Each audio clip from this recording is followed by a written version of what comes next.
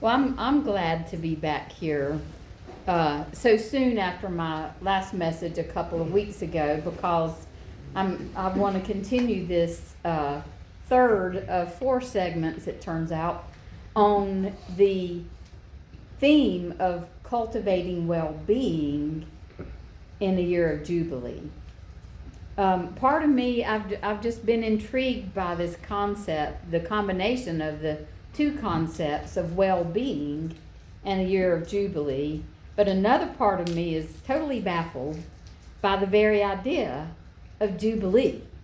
It seems to me, my concept of it was that in such a time of worldwide turmoil and upheaval, it seems like anything related to Jubilee is kind of frivolous, don't you?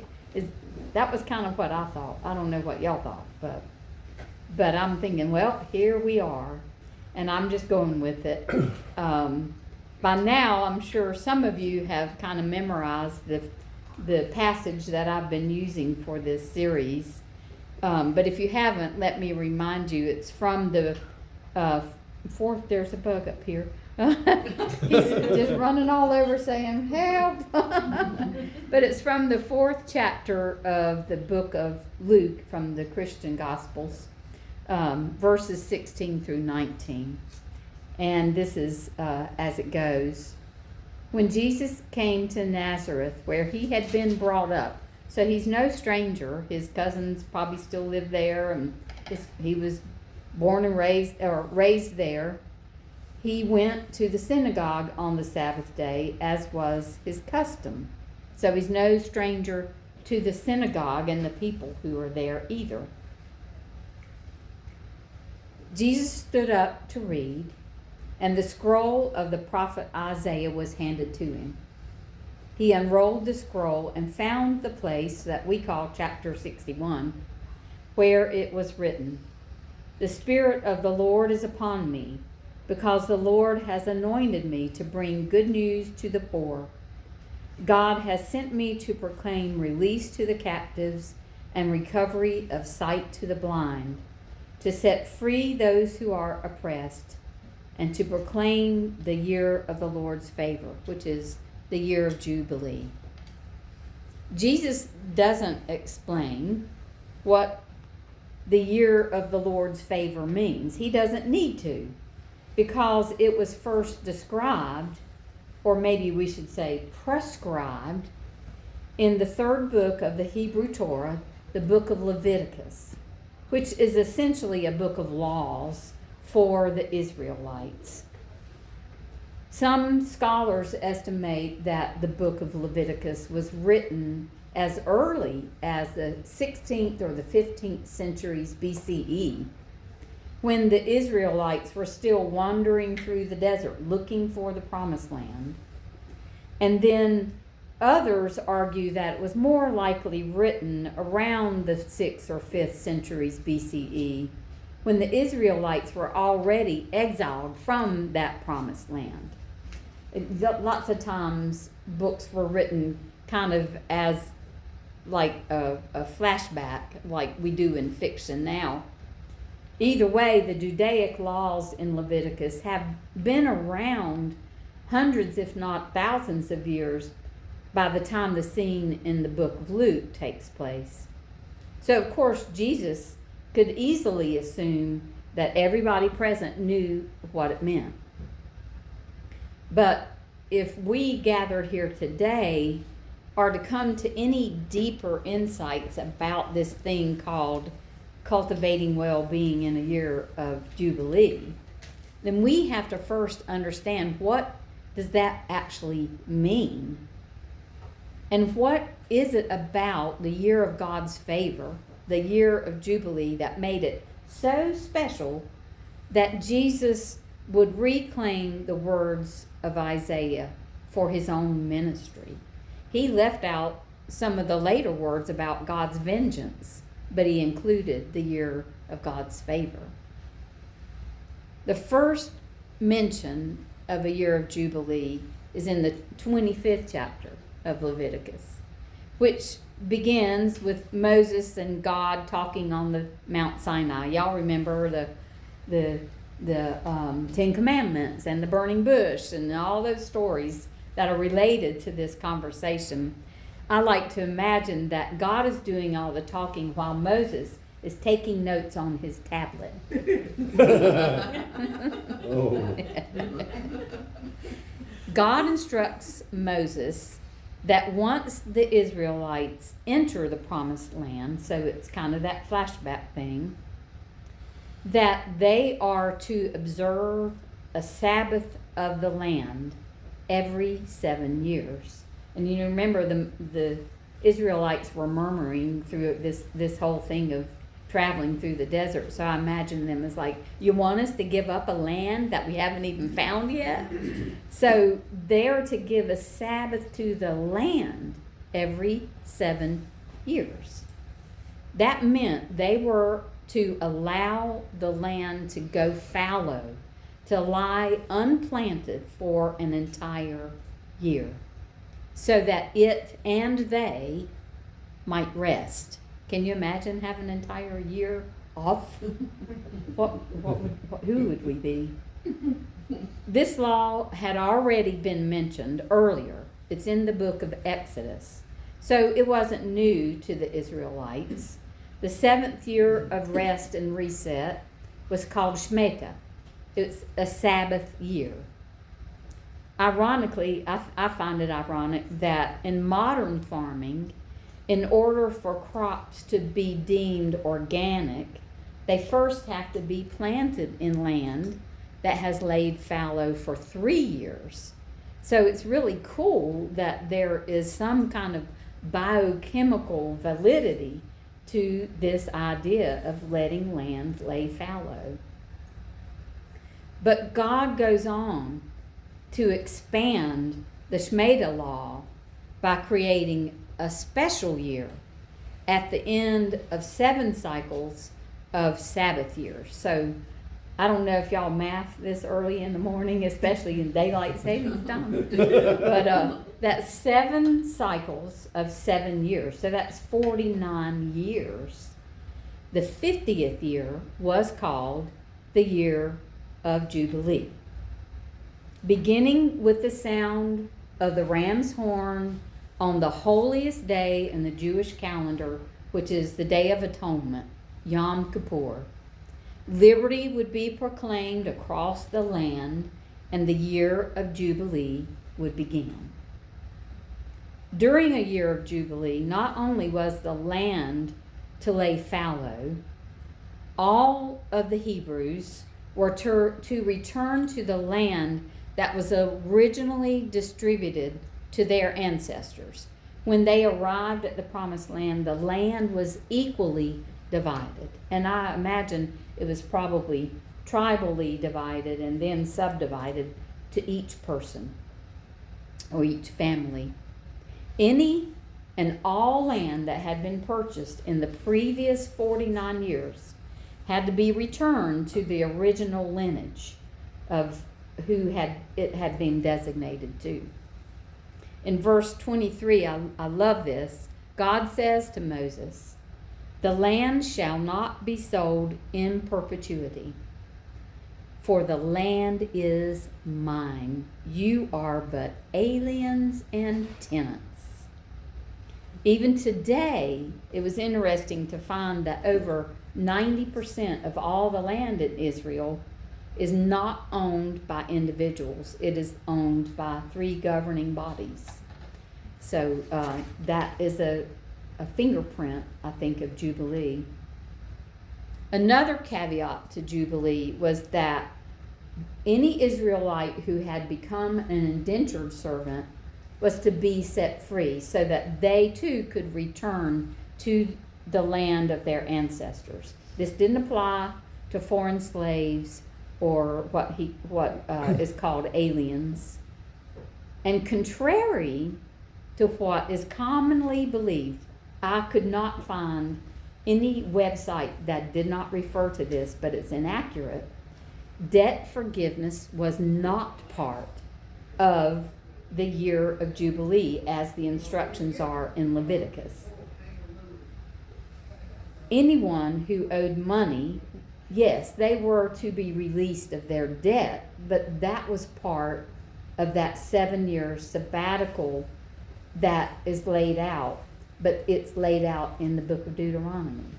So nowhere in the description of the year of Jubilee is there anything about a release of debtors, because the Sabbath year would have happened the year before Jubilee.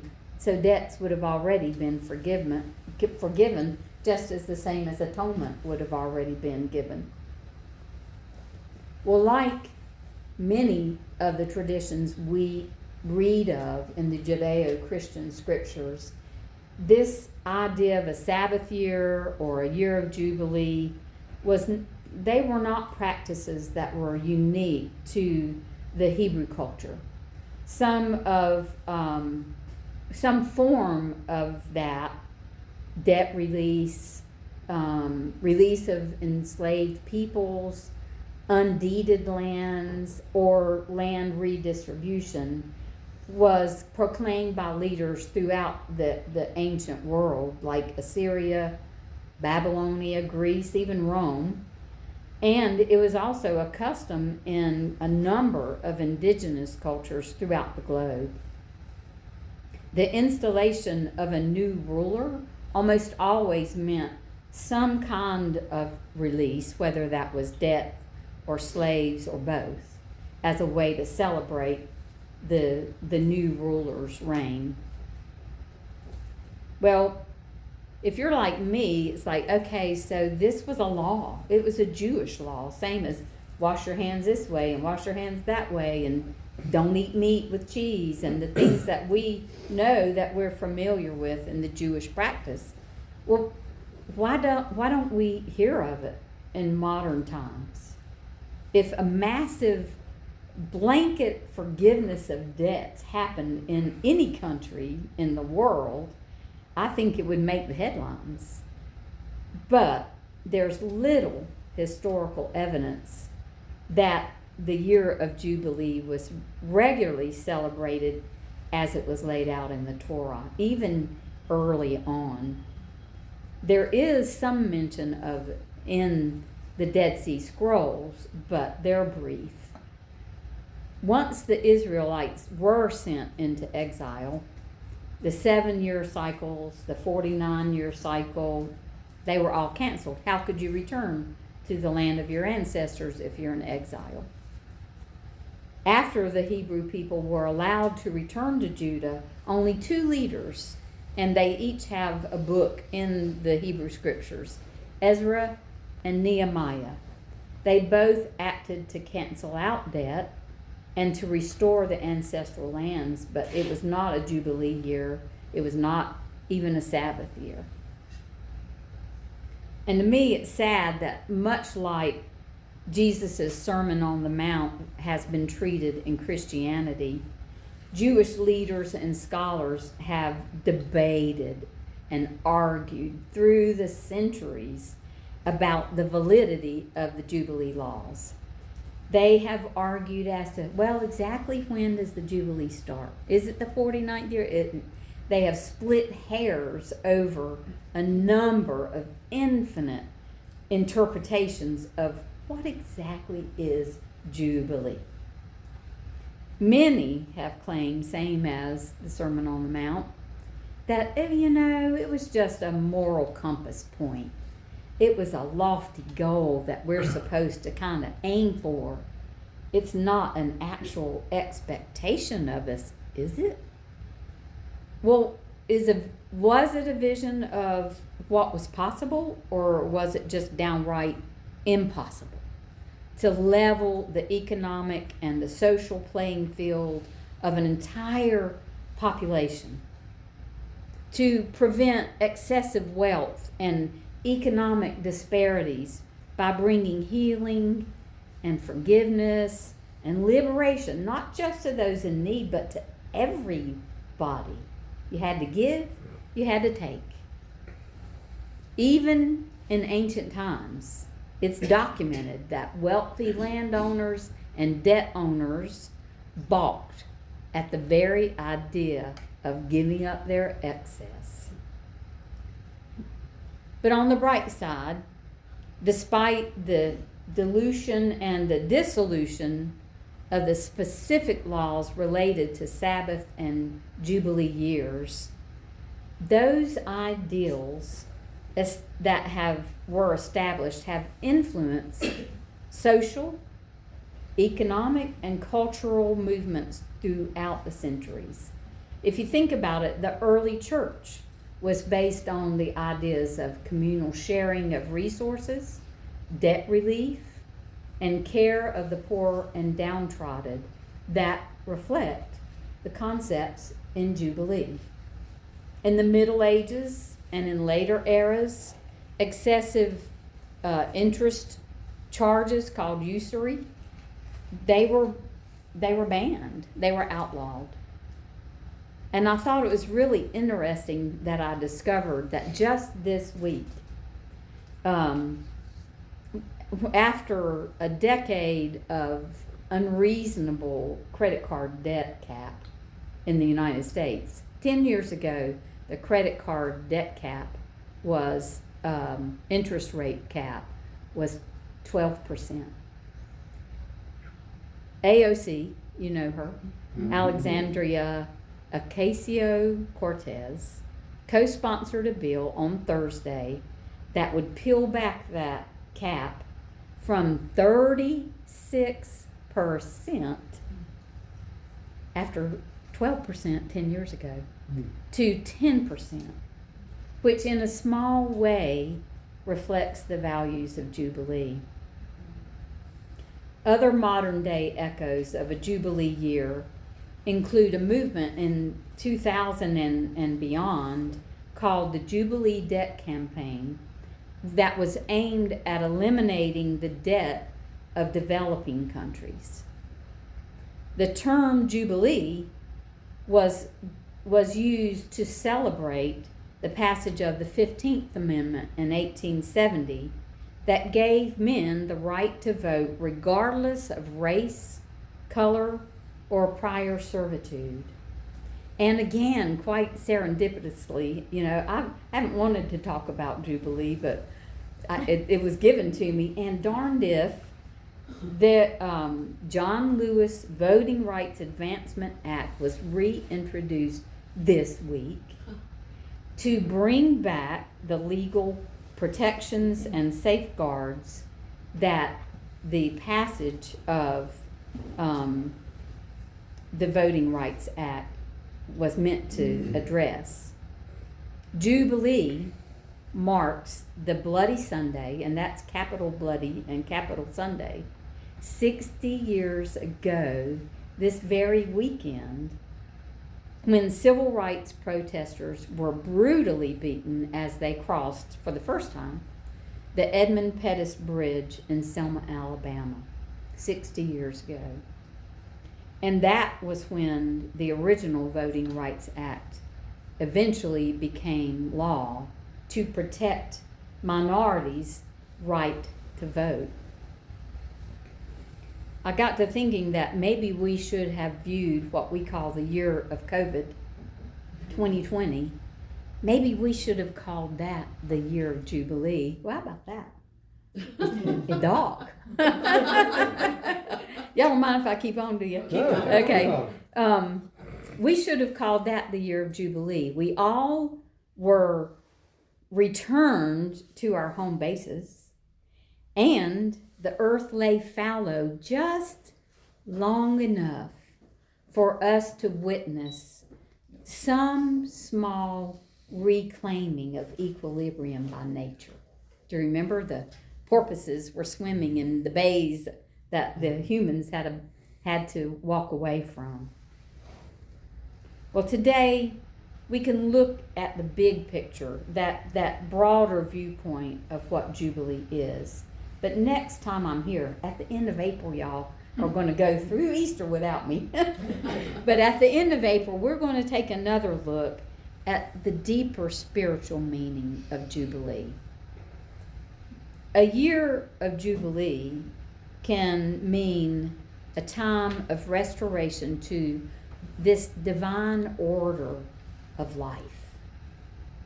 A year of Jubilee can be this time when we are reconnected, especially with the return of spring and the onset of Eastertide. It's an ideal setting for stepping back into the cyclical rhythm of nature. Isn't it wonderful that spring comes back every year? Mm-hmm. It also gives us a chance to reconnect and maybe even reimagine the interconnectedness of humanity and nature. What does it mean to let the land rest and ourselves? It also allows us the opportunity to explore on a deeper level the interconnectedness of humans to each other, as well as it's a year of Shabbat. It is a year of closeness with God, and to examine that connection more deeply. This time, this year of Jubilee, helps us to become anchored in that sacred cycle of Sabbath. It's a regular time away from the ordinary as a community or as individuals. When we set down our busyness, our survival mode, we set aside our worries and our distractions and allow our souls to become fallow ground, quiet and calm and rested long enough to become fertile ground and to become a place where the seeds of spirit can be planted. And so with that, it is. Amen.